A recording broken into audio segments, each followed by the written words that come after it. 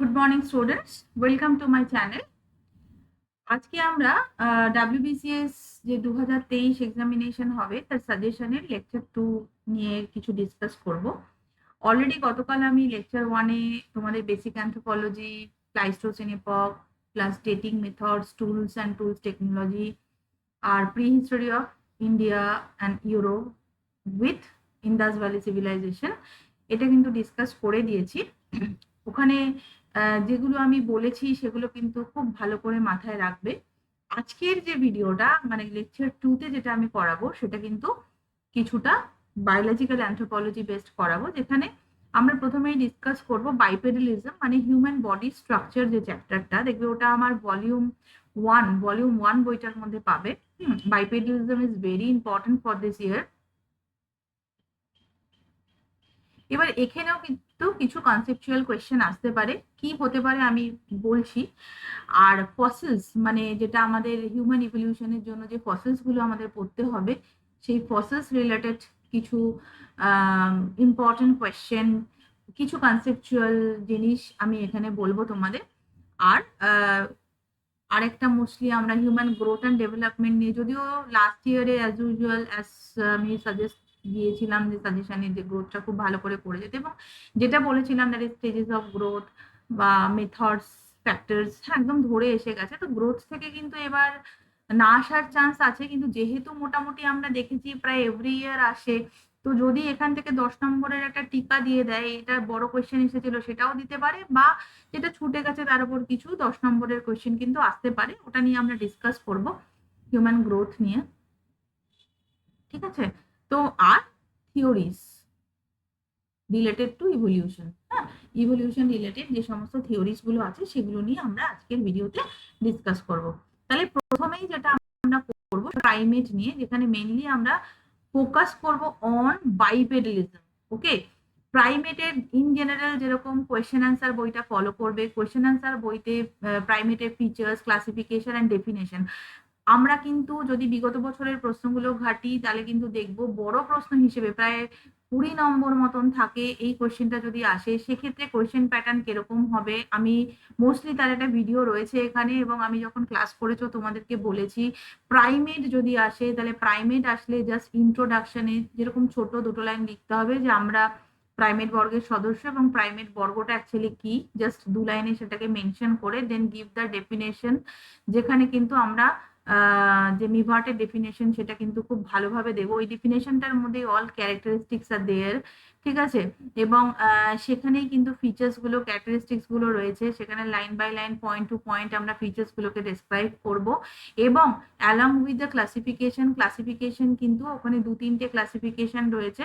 আমরা যে কোনো একটা নর্মাল যেগুলো সিমসনের ক্লাসিফিকেশনই হোক বা অ্যাশলে ক্লাসিফিকেশনই হোক, তো একটা ছোট ক্লাসিফিকেশন দিয়ে তারপরে যেটা অনেকে মিলে সম্মিলিত ভাবে যে ক্লাসিফিকেশন করেছিল, মোস্টলি কোয়েশ্চেন অ্যান্সার বইতে ক্লাসিফিকেশনের গুলো চার্ট খুব সুন্দর করে দিয়ে দেওয়া আছে, মানে এই বইটাতে হিউম্যান ইভলিউশন চ্যাপ্টারে যে প্রাইমেট পার্টটা আছে তাতে কিন্তু ক্লাসিফিকেশন গুলো পেয়ে যাবে খুব সুন্দরভাবে। ওখানে যেভাবে আছে 3A, মোস্টলি 3A 3B আর 4A 4B, এইভাবে করে ক্লাসিফিকেশন গুলো দেওয়া আছে। এইটা up to the family level এইভাবে কোয়েশ্চেনটা আসে অনেক সময়। তো এইটা কিন্তু আমাদেরকে তৈরি রাখতে হবে, কারণ যেহেতু লাস্ট 2-3টে বছর ধরে প্রাইমেট থেকে কোয়েশ্চেন আসেনি, তো আমরা প্রাইমেটটাকে এবার ইম্পর্টেন্ট ধরতে পারি। এবং প্রাইমেটের মধ্যে শুধু এটা পড়লে আমাদের হবে না, যেখানে new world monkey, old world monkey as usual তার ডিফারেন্সটা আসে।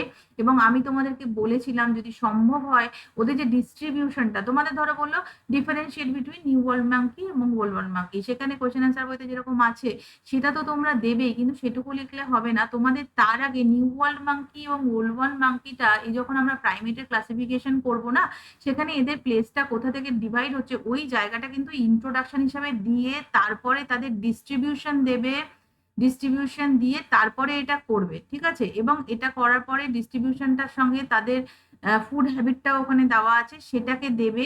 দেন আমরা কিন্তু ক্যারেক্টারিস্টিক্সটা যেরকম টেবিল ফরম্যাটে করা আছে, কোয়েশ্চেন অ্যান্সার বইটাতে একটু প্রিন্টিং এরার আছে, তোমরা দেখলেই বুঝতে পারবে। যেমন 1 নম্বর পয়েন্টটা মোস্টলি, 4 নম্বর পয়েন্টটা তো একটু টাইপো এরার হয়ে গেছে ওখানে, তো ওগুলো একটু ঠিক করে নেবে। এবং যখন ডিস্ট্রিবিউশনটা করবে তখন ট্রাই করবে যে একটা ম্যাপের মাধ্যমে ডিস্ট্রিবিউশনটাকে যদি আমরা বোঝাতে পারি। এটা ম্যান্ডেটারি নয়, নাহলে নর্মাল ডিস্ট্রিবিউশনও লিখতে পারো, কিন্তু ওটা দিলে আমার মনে হয় ভালো হয়। কোয়েশ্চেনটা সাধারণত 10 নম্বরের আসে, তাহলে তোমাকে এই 10 নম্বরের কোয়েশ্চেনের জন্য একটা ছোট ইন্ট্রো লিখতে হবে যে what is actually new world monkey and old world monkey, মানে কোথা থেকে আসছে, প্রাইমেট থেকে এভাবে কিভাবে ড্র করে এরা আসছে সেটাকে জাস্ট দেখাবে ইন্ট্রোতে। দেখিয়ে দেওয়ার পরে আমরা নিউ ওয়ার্ল্ড মাঙ্কি না ওল্ড ওয়ার্ল্ড মাঙ্কির ডিস্ট্রিবিউশনটা লিখবো আলাদা করে। ডিস্ট্রিবিউশন নিউ ওয়ার্ল্ড এরকম লিখবো, ওল্ড ওয়ার্ল্ড এরকম লিখবো, তারপরে ম্যাপ দেবো। দেন আমরা কি করব, এদের ফুড হ্যাবিট যদি থাকে, হ্যাঁ ফুড হ্যাবিট বা কালচার সম্বন্ধে যদি কিছু থাকে, মানে এরা একসাথে থাকতে ভালোবাসে, এরা এখানে কারা দিবাচর বা কারা রাত বানর, এই টাইপের কিছু ইনফরমেশন যদি থাকে সেগুলো আমরা এখানে দেবো। Then we will start the division like this, যেখানে ক্যারেক্টারিস্টিক্স এর ডিভিশন রয়েছে। হ্যাঁ, তো এইভাবে করে কিন্তু আমরা এটাকে কমপ্লিট করব। তো দেখো, যে কোনো কোয়েশ্চেনকে যখন আমরা লিখবো না, তার আগে পিছে কিন্তু কিছু একটা অ্যাডিশন আমাদের করতেই হয়। তোমরা যে কোয়েশ্চেন্স গুলোকে সাধারণত অনেক সময় তোমরা স্ট্রেট কোয়েশ্চেন লেখা শুরু করে দাও, সেটা কিন্তু কখনোই করবে না। স্মল একটা ইন্ট্রোডাকশন সবসময় থাকতে হবে। দেন আমরা এশিয়ান এপ এবং আফ্রিকান এপ, এই দুটোর মধ্যে আমি তোমাদের ক্লাসে বলেছিলাম যে এক্ষেত্রে সাধারণত কি আসে, নর্মালি অনেক আগে আসতো, এখন আসে না। এশিয়ান এপ বা আফ্রিকান এপ বলে 10 নম্বরের কোয়েশ্চেন দিল, অথবা যদি কপাল খারাপ থাকে তাহলে গরিলা বা শিম্পাঞ্জি বা ওরাংওটাং চারটেই তো পড়তে হয়, বা গিবন কোনো একটাকে ধরে নিয়ে টিকা দিল।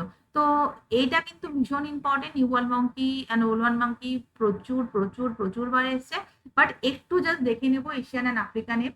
এবং আমি তোমাদের যখন ক্লাসে করিয়েছিলাম তোমাদের কিন্তু শিখিয়ে দিয়েছিলাম যে এগুলো মুখস্থ না করেও কিভাবে অ্যাটলিস্ট 10 নম্বরের মধ্যে করে আমরা লিখে আসতে পারি। আশা করি সেগুলো তোমাদের মনে আছে। তো সেইভাবে করে কিন্তু এটা তোমরা জাস্ট একটু দেখে যাবে যে বাই চান্স এসে গেল, যার অন্যান্য কোয়েশ্চেন গুলো হয়তো তোমরা পুরো 6 মারার মতন কোয়েশ্চেন, কিন্তু এই কোয়েশ্চেনটা লিখলে হয়তো সেখানে তোমরা 6 মারতে পারলে না, বাট অ্যাটলিস্ট তিন রান তো নিতেই পারবে বা 4 রান নিতে পারবে। এরকম ভাবে কিন্তু যেভাবে আমি শিখিয়েছিলাম ক্লাসে যে এই স্ট্র্যাটেজিটা ফলো করো তাহলে মুখস্থ করতে কম লাগবে, তো এই জিনিস মাথায় রাখলে you can write at least 10 marks for that. হ্যাঁ, 3-4টে জিনিস শুধু মুখস্থ রাখতে হবে। তো সেই জায়গাটা যদি মাথায় রাখতে পারো বা মাথায় থেকে থাকে এখনো, তাহলে কিন্তু ইজিলি তোমরা এটার থেকে 6 না হলেও 4 রান তো করতেই পারবে। ঠিক আছে, তো রিসেন্টলি যেহেতু আমরা সবাই এখন মেতে আছি বিশ্বকাপ নিয়ে, তাই আমি বললাম কথাটা, হোয়াট এভার। তো এটা ছাড়ো, আরেকটা যেটা আমার ভীষণ মনে হয় যে মানুষ কেন প্রাইমেটের আন্ডারে এসেছে, এর একটা কিন্তু ভিডিও আমি করে দিয়েছি। ম্যান অ্যাজ প্রাইমেট, যখন আমরা কোনো এরকম কিছু লিখবো ম্যান অ্যাজ প্রাইমেট, দেখবে এটা কোয়েশ্চেন অ্যান্সার বইতে আছে। কোয়েশ্চেন অ্যান্সার বইতে কি কি রয়েছে মানুষের সাথে প্রাইমেটের সাদৃশ্য, সেগুলো তো সবই রয়েছে। সেগুলোর সাথে আমি যে ভিডিওতে যখন বলেছি সেখানে কিন্তু মেনশন করে দিয়েছিলাম যে কিছু কিছু জিনিস প্রাইমেট যারা সদস্য তাদের থেকে মানুষের একটু এক্সট্রা ডেভেলপমেন্ট হয়েছে, এবং what for that development occur, সেই ডেভেলপমেন্টটা হয়েছিল due to environmental pressure. Environmental প্রেশারের ফলে যে অ্যাডাপ্টেশন হয়েছিল, সেই অ্যাডাপ্টেশনের জন্য প্রাইমেটদের তুলনায় মানুষ অনেকাংশে অনেকটা জায়গায় এগিয়ে গিয়েছে। এবং যখন মানুষ কেন প্রাইমেট এই কথাটা আমরা লিখছি, সেখানে কিন্তু ইন্ট্রোডাকশনে প্রাইমেটের ডেফিনেশনটা অবশ্যই দিতে হবে, যে প্রাইমেটের ডেফিনেশন অমুক সালে মিবার্ট দিয়েছিলেন, এবং মানুষকে কেন প্রাইমেট বলা হচ্ছে তার কারণ বলে তারপরে কিন্তু কোয়েশ্চেন অ্যান্সার বইতে বলো বা ভলিউম 1 বইতে বলো যে পয়েন্ট গুলো আছে, তারপরেই আমরা পয়েন্ট গুলো লিখবো। জাস্ট শুরু করে দিলাম মানুষ এই কারণে প্রাইমেট, এরকম কিন্তু করবে না। অ্যাকচুয়ালি দেখো, বইতে তো অত ডেকোরেটেড করে করা যায় না, because of already question answer বইটাতে 720খানা পেজ আছে। আমি যদি এত ডেকোরেশন করতে যাই, এটা 1000 পেজের ওপরে চলে যাবে। এবং কোয়েশ্চেন অ্যান্সার বইটা বারবার বলছি, এটা কিন্তু কোনো 10 ইয়ার্স নয় যে আমি একটা চটি বই বার করব, যে বিগত 10 বছরে যে কোয়েশ্চেন এসেছে সেটাই শুধু থাকবে। এটা হচ্ছে একটা একটা সাজেস্টেড বই, যেখানে ম্যাক্সিমাম নাম্বার অফ কোয়েশ্চেন, যেগুলো ইম্পর্টেন্ট কোয়েশ্চেন হয়তো এসে গেছে, হয়তো বা আসতে পারে, এরকম কোয়েশ্চেন আমরা পেতে পারি।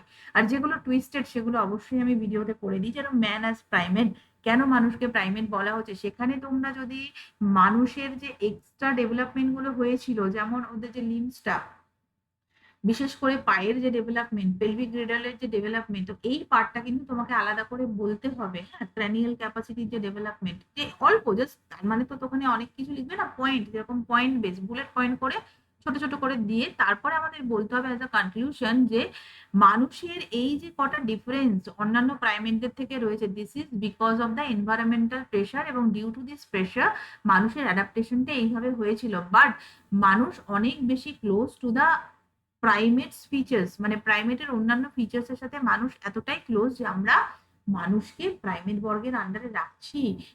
মানে আমাদের কনক্লুশনটা কেন টানছি সেটা কিন্তু এখানে আমাদেরকে দিয়ে দিতে হবে। ওকে, এই কোয়েশ্চেনটা পড়ে যাবে। কোয়েশ্চেনটা এর আগে মোস্টলি কোন একটা বছর এসেছিল আমি মনে রাখতে পারছি না, কোয়েশ্চেনটাতে মোস্টলি 30 নম্বর ছিল। হ্যাঁ, তো সেই কারণে একটুখানি আরো একটু মডিফাইড ওয়েতে আমি কোয়েশ্চেনটা লিখতে বললাম। আর যেটা রয়েছে ভীষণ ভীষণ ভীষণ ইম্পর্টেন্ট, আমার এবার মনে হচ্ছে হমিনাইজেশন প্রসেস এইভাবে আসতে পারে, অথবা বায়োকালচারাল ইভলিউশন এইভাবে আসতে পারে, বা ডিউ টু দা বাইপেডালিজম কি কি স্কেলিটাল চেঞ্জেস গুলো হয়েছে। হ্যাঁ, একদম এইভাবে করে আমরা জিনিসটা শিখবো। ডিউ টু বাইপেডালিজম কি কি চেঞ্জেস হয়েছে ওটা plain and simple question, question answer বইতে একদম সুন্দরভাবে সাজিয়ে লেখা আছে। কিন্তু ডিউ টু বাইপেডালিজম মানুষের বায়োকালচারাল ইভলিউশন ধরো দুটো মিশিয়ে দিয়ে দিল, হ্যাঁ, তখন আমাদেরকে ইন্ট্রোডাকশনে বাইপেডালিজমের মেজর চেঞ্জেস গুলো অল্প লিখতে হবে। তখন কিন্তু আমি অত চেঞ্জেস লিখতে পারবো না, জাস্ট পরিবর্তন হয়েছে, মেজর পরিবর্তন কয়েকটা লিখে তার ফলে মানুষের বায়োকালচারালে এই ডিফারেন্সেস গুলো এসেছিল। এই পুরো ভিডিওটা কিন্তু বায়োকালচারাল ইভলিউশনের ভিডিওটা আমার করে দেওয়া আছে। হমিনাইজেশন প্রসেসেরও একটা রয়েছে। হমিনাইজেশন প্রসেসটা অ্যাকচুয়ালি বায়োকালচারাইজেশন। তো এইটাই ভালো করে করলে তোমাদের দুটোই হয়ে যাচ্ছে। এবং বাইপেডালিজম তো একটা স্ট্রেট কোয়েশ্চেন। তো দুটো যদি ঘুরিয়ে আসে যে বাইপেডালিজমের ফলে কি বায়োকালচারাল ইভলিউশন হয়েছিল, সেই সময় কিন্তু বাইপেডালিজমের একটা ছোট ইন্ট্রো তোমাদের দিতেই হবে। কোয়েশ্চেনটা 20 নম্বরের নিচে আসবে বলে আমার মনে হয় না। তাহলে প্রাইমেট থেকে এই 4টে টপিক যদি আমরা ঠিকভাবে পড়ে নিই তাহলে কিন্তু এত বড় প্রাইমেট চ্যাপ্টারটা মোটামুটি কভার হয়ে যাচ্ছে। আর তোমাদের বারবার বলছি, আমি কিন্তু টপিকের মেন গুলো দিচ্ছি, কিন্তু এই যে ডিসকাশনটা করে দিচ্ছি এটাই কিন্তু কোয়েশ্চেন। হ্যাঁ, এরপরে যেটা সেকেন্ড, আজকের 5 নম্বর, মানে ওটা ছিল কারণ আমরা 1 2 3 আগেরটা করি, 4 থেকে শুরু করেছি আজকে। আজকে 5 নম্বর টপিক, মানে টপিক নাম্বার 5, সেটা হচ্ছে human evolution related to the fossils. Fossils এর মধ্যে এবছরের জন্য very very very important first পেপারে, পেপার 1-এ অস্ট্রালোপিথেকাস। অস্ট্রালোপিথেকাসের কিন্তু ভিডিও করে দেওয়া আছে এবং অল অ্যাসপেক্টস এটাকে পড়তে হবে। এবং যখন কোনো ফসিল আসবে সেটা মাথায় রাখবে সবসময়, ফসিল আসলে একটা ছোট ইন্ট্রোতে 2 লাইন লিখতে হয় যে অস্ট্রালোপিথেকাসটা একদম ধরো এটা মানুষের একদম প্রিমিটিভ পার্ট হিসেবে আমরা ধরছি, এবং তাকে কোথায় পাওয়া গিয়েছিল, এবং ইন্ট্রোর সাথে সাথে কবে আবিষ্কার হয়েছিল প্রথম ফসিলসটা, কে আবিষ্কার করেছিল, এবং আলাদা আলাদা বুলেট করে লিখবে। এবং তারপরে যখন স্টার্ট করবে, লেটেস্ট আমার একটা ভিডিও আছে অন দ্য অস্ট্রালোপিথেকাস, যেখানে কিন্তু ক্লাসিক্যাল, ওদের ক্লাসিক্যাল বলছি, গ্রেসাইল এবং রোবাস্ট, এই দুটো তো ফর্ম ছিল অস্ট্রালোপিথেকাসের। রোবাস্ট অ্যান্ড গ্রেসাইল ফর্মেটের যেরকম ডিফারেন্সিয়েশন করে করে দেওয়া আছে সেইটা লিখতে হবে। তোমাদের সিলেবাসে আফ্রিকানাস আর আফারেন্সিসটা মোস্টলি আছে। তো আফ্রিকানাস থেকে আমরা টাউন, অস্ট্রালোপিথেকাস আফ্রিকানাস থেকে টাউন শিশুটা খুব ভালো করে পড়বো, তার ফিচার্স গুলো। তাহলে এইটা কিন্তু আমাদেরকে লিখতে হবে। ওকে, এবং যেটা আমি তোমাদেরকে ক্লাসে ডিসকাস করে দিয়েছিলাম, এটা কোথাও সাধারণত পাবে না। আর ভিডিওতে কিন্তু আমার ডিস্ট্রিবিউশনটাও করে দেওয়া আছে, ডিস্ট্রিবিউশন অফ অস্ট্রালোপিথেকাস। তো ওই ডিস্ট্রিবিউশনটা ভালো করে করবে। ইন্ট্রো হবে, ডিস্ট্রিবিউশন হবে, ইন্ট্রোর পরে ডিস্ট্রিবিউশন হবে, দেন এইভাবে ভাগ করে যেইভাবে আমি ভিডিওতে তোমাদের দিয়েছি ঠিক এক্স্যাক্টলি সেইভাবে কিন্তু অস্ট্রালোপিথেকাস লিখতে হবে। দেন দা ফাইলোজেনি, যেহেতু এখানে আমার অত ডিটেলসে শুধু যদি ফাইলোজেনি লেখে তাহলে কোয়েশ্চেন অ্যান্সার বই থেকে কথাগুলো লিখবো, তারপরে ফাইলোজেনেটিক ট্রি গুলো দেবো। এবং কোয়েশ্চেন অ্যান্সার বইতে আমাদের প্রিমিটিভ গুলো রয়েছে মডার্ন, একদম লেটেস্ট একটা 2002 থেকে 10 এরকম একটা আমি লেটেস্ট ডেভেলপমেন্ট কিন্তু ভিডিওতে অ্যাড করেছি। তো সেইটা কিন্তু ওখানে অ্যাড করবে। হ্যাঁ, যেখানে অস্ট্রালোপিথেকাস থেকে যে 3 ব্রাঞ্চ থিওরি যেটা গেছে, হ্যাঁ 3 ব্রাঞ্চ থিওরি বইতেও একটা আছে, কিন্তু ওই লেটেস্ট ডেভেলপমেন্টটা অবশ্যই অ্যাড করবে। যারা ক্লাস করেছো তারা জানো, প্লাস যারা ভিডিও দেখেছো তারাও এটা জানো। তো যখন আমি কোনো ফসিল লিখবো, ভালো করে শুনে নাও, ইন্ট্রোতে থাকবে ফসিলটা কি, তারপরে একটা পয়েন্ট হবে কবে পাওয়া গিয়েছিল, কোথা থেকে পাওয়া গিয়েছিল, কে আবিষ্কার করেছিল, 3টে পরপর আলাদা আলাদা বুলেট করে লিখবে। ওকে, সবসময় লেখাটা ভার্টিক্যালি প্রেজেন্ট করবে। তারপরে তাদের যে ডিস্ট্রিবিউশনটা, তাদের ফিচার, যে অস্ট্রালোপিথেকাসের দুটো ভাগ রয়েছে, একটা গ্রাসাইল একটা রোবাস্ট। এবার তোমাকে দিয়েছে অনলি 15 মার্কস, তখন তো তুমি নিশ্চয়ই ডিস্ট্রিবিউশন লিখবে না। গ্রাসাইল অ্যান্ড রোবাস্ট কথাটা লেখার পরে এরকম ভাবে তোমরা এটাকে দেওয়ার পরে ফাইলোজেনি দিয়ে দেবে, দুটো ফাইলোজেনি দেবে, একটা 2 ব্রাঞ্চের ফাইলোজেনি দেবে, একটা 3 ব্রাঞ্চের ফাইলোজেনি দেবে। ঠিক আছে? এবং ফাইলোজেনিটার আগে ছোট্ট করে কালচার দিয়ে দেবে। ক্লাসে কিন্তু আমি কালচারটা ডিসকাস করে দিয়েছিলাম, না? যদি মনে না থাকে আরেকবার বলে দিচ্ছি। উড, বোন অ্যান্ড স্টোন। হ্যাঁ, এবং সেটা কিভাবে সেটাও কিন্তু বলে দিয়েছিলাম। মানে অস্ট্রেলোপিথেকাসের সে অর্থে কোনো স্পেসিফিক কালচার ছিল না, ঠিক আছে? বাট ওদেরকে এই কালচারটা ফলো করা হয় বলে নিকি মনে করতেন। তো সেটা আমি কিন্তু বলে দিয়েছি তোমাদের অলরেডি ইন দ্য ক্লাস ভিডিওতে, আমার ঠিক মনে নেই বলেছি কিনা। তো যখনই কোনো ফসিল লিখবো, ওই 4টে পার্ট তার মধ্যে থাকতেই হবে। একটা হচ্ছে তার ফিজিক্যাল ক্যারেক্টারিস্টিক্স, সেকেন্ড ওয়ান হচ্ছে তার কালচারাল ফিচার্স, থার্ড ওয়ান হচ্ছে তার ফাইলোজেনি, আর প্রথম যেটা থাকবে সেটা হচ্ছে ইন্ট্রোডাকশন। ঠিক আছে? তাহলে Australopithecus fossil is very very very important. Second পেপারের জন্য আমরা দেখেছি নর্মদা ম্যান চলে এসেছে, বাট এবার যেহেতু 30 নম্বরের নর্মদা ম্যান এসেছে, ছোট 10 নম্বরের টিকা আসতেই পারে একটা ফিচার্স। হ্যাঁ, তাহলে নর্মদা ম্যানের যে ফিচার্সটা একটু দেখে নেবো, বা সিগনিফিকেন্সের কিন্তু সুন্দরভাবে একটা ভিডিও আমি করে দিয়েছি তোমাদেরকে, ওই ভিডিওটা ফলো করবে। এটা গেল নর্মদা ম্যান। কিন্তু যেটা আমাদের এবার ভালো করে করতে হবে, হয়তো দেখা গেল রিপিট কোয়েশ্চেন এলো না, তাহলে কিন্তু যেটা চান্স থেকে যাচ্ছে, দ্যাট ইজ রামাপিথেকাস, সিভিপিথেকাস, ড্রায়োপিথেকাস গ্রুপের যেটা এর চান্সটা থেকে যাচ্ছে, বা ড্রায়োপিথেসিনি এভাবে আসতে পারে, বা রামাপিথেকাস সিভিপিথেকাস ডিবেট এভাবে আসতে পারে, যে রামাপিথেকাসটা কি সিভিপিথেকাসটা কি সেটা করে একটা ডিবেট। এইটার আমি একটা ভিডিও তৈরি করে দেবো তোমাদের, ভেরি রিসেন্ট। আগে এই সিরিজটা শেষ হোক, তো এটা আমি করে দেবো। এটা কিন্তু এই বছরের জন্য পেপার 2-তে আমার মনে হয় একটা ইম্পর্টেন্ট কোয়েশ্চেন হলেও হতে পারে। পেপার 1-এর যে থার্ড ইম্পর্টেন্ট ফসিল, সে হচ্ছে হোমো ইরেক্টাস। তাকেও সব দিক থেকে পড়তে হবে। তার ডিস্ট্রিবিউশন কোয়েশ্চেন আনসার বইতে পেয়ে যাবে, ফিচার্সটা সুন্দরভাবে পেয়ে যাবে। বাট যখন আমি ফিচার্স লিখবো, তখন কিন্তু আমি ভিডিওতে যেভাবে করে দিয়েছি, সিমিলারিটি অ্যান্ড ডিসিমিলারিটি, এবং ডিসিমিলারিটি তার নেক্সট ফিচার্স এর থেকে, এবং সেখানে কিন্তু নতুন একটা ফাইলোজেনি অ্যাড করা আছে, সেই ফাইলোজেনিটা করবে, এবং অবশ্যই কালচার দেবে। শুধু হোমো ইরেক্টাসের কালচার আসতে পারে, শুধু কোয়েশ্চেন আসতে পারে যে do you think that homo erectus is our direct ancestor. এই তখন যখন এই কোয়েশ্চেনটা আসবে, তখন কিভাবে আমরা ফাইলোজেনিটা বলবো, তখন আর ডিটেলস ফাইলোজেনি হবে। হ্যাঁ, এইটার কিন্তু ভিডিও করে দেওয়া আছে। তো এই সমস্ত কিছু যেগুলো আমার মনে হচ্ছে 2023-এ আমাদের জন্য ভীষণ important, video with the answer আমি কিন্তু তোমাদের জন্য করে রেখেছি, তো সেগুলো একটু ফলো করবে। হোমো ইরেক্টাস, অস্ট্রালোপিথেকাস, নিয়ান্ডারথাল, এই 3টে ফসিলের সব রকম কোয়েশ্চেন এবারের জন্য ইম্পর্টেন্ট। নিয়ান্ডারথালেরও সেম। নিয়ান্ডারথালের ক্লাসিক্যাল নিয়ান্ডারথাল, প্রগ্রেসিভ নিয়ান্ডারথাল, দুটো ভালো করে পড়তে হবে, এদের দুজনের ডিফারেন্স ভালো করে পড়তে হবে, এবং অবভিয়াসলি নিয়ান্ডারথাল প্রবলেম। নিয়ান্ডারথাল পুরোটাই আমার কোয়েশ্চেন আনসার বই থেকে পেয়ে যাবে, কাজেই সেখানে কোনো অসুবিধা হবে না। অনেকেই নিয়ান্ডারথাল প্রবলেমটা বুঝতে পারো না, তো সেক্ষেত্রে কিন্তু অনেক আগে আমার একটা ভিডিও করে দেওয়া ছিল, তো সেই ভিডিওটা তোমরা রেফারেন্স হিসেবে দেখতে পারো।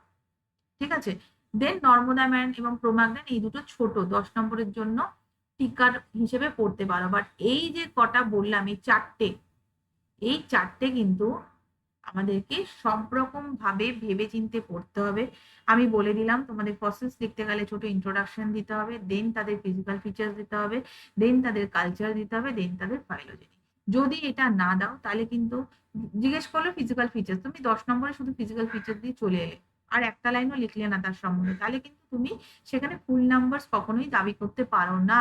অ্যাটলিস্ট ফাইলোজেনিটা তোমাদেরকে দিতেই হবে। হ্যাঁ, তখন হয়তো ডিটেলস দিলে না, কিন্তু অ্যাটলিস্ট একটা 2 ব্রাঞ্চ, একটা 3 ব্রাঞ্চের ফাইলোজেনি, বা অ্যাটলিস্ট দ্য মডার্ন ফাইলোজেনি যেটা আমি ভিডিওতে করে দিয়েছি, সেই ফাইলোজেনিটা কিন্তু দিয়ে আসবে, ড্র করে অন্তত দিয়ে আসবে। বোঝা গেল? এরপরে যেটা 6 নম্বর topic, that is theories of evolution. খুবই ইম্পর্টেন্ট। আমরা দেখতেই পাচ্ছি যে প্রতি বছর এখান থেকে কোয়েশ্চেন এসছে। এবছরও যেটা বলেছিলাম, একদম নিউট্রাল থিওরি ধরে এসে গেছে। মলিকুলার ইভলিউশনের ওপর নিউট্রাল থিওরি পড়তে গেলে ভলিউম 1টাকে ভালো করে পড়বে। ভলিউম 1 মলিকুলার ইভলিউশন পড়তে গেলে, মলিকুলার ইভলিউশনের যে থিওরিটা, সেটার জন্য ভিডিওটা দেখবে ভালো করে। এই দুটোর উপরে 10 নম্বরের কোয়েশ্চেন আসতে পারে, বাট বাট আমি যেটা বলবো ফর দিস ইয়ার, যেটা বেশি important, that is synthetic theory. হ্যাঁ, সিনথেটিক থিওরি এবং এমার্জেন্স অফ ম্যানের, মডার্ন ম্যানের যে থিওরি গুলো রয়েছে, যেটা আলাদা আলাদা করে ভিডিও করে দেওয়া আছে, that what is out of Africa and multi regional. এদের কিন্তু আলাদা আলাদা করে আমি ভিডিও করে দিয়েছি, তো এই ভিডিওগুলো কিন্তু অবশ্যই দেখবে। হ্যাঁ, এই বছরের জন্য সিনথেটিক থিওরি এবং emergence of modern man theories দুটো ভীষণ ভীষণ ইম্পর্টেন্ট, যেহেতু অলরেডি নিউট্রাল থিওরি এবং neutral theory of molecular evolution যেটা যেটা আমি বলে দিয়েছি আগের দিন, ডিএনএ আরএনএ বা প্রোটিন লেভেলে যেটা আমাদের হয়। হ্যাঁ, তো সেটা কিন্তু যদি মনে হয় রিপিট কোয়েশ্চেন দিতেই পারে, কারণ এটা খুবই একটা ইম্পর্টেন্ট কোয়েশ্চেন, কাজে না বাদ দেওয়াটাই শ্রেয় হবে। হ্যাঁ, আর কি অনেক বছর আগে এসছে, অনেক বছর ধরে আসছে না, জাস্ট চোখ বুলিয়ে রাখবে, ছোট থেকে আমরা পড়ে আসছি ডারউইনিজম আর ল্যামার্কিজম। যারা ক্লাস করেছো যেভাবে আমি বলেছি সেইভাবে করবে, ডারউইনিজমটা যখন করবে সেই ফ্লোচার্টটা দিয়ে করবে, এবং সেখানে ডারউইন কোন কোন ফ্যাক্টর, ওগুলো কিন্তু আমি অ্যাডিশন করেছিলাম, কোন কোন ফ্যাক্টরের উপর বেস করে তার থিওরিটা লিখেছিল, এবং অনেক শর্ট করেছিলাম থিওরিটাকে, যেহেতু আমরা 10 নম্বরের জন্য লিখবো। I will give the maximum information in the limited time frame, তাই না?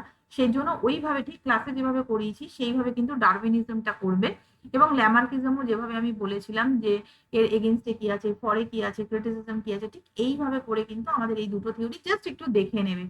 ইন দ্য ক্লাস আমি কিন্তু অলরেডি বলে দিয়েছি, মলিকুলার থিওরি তো বললামই।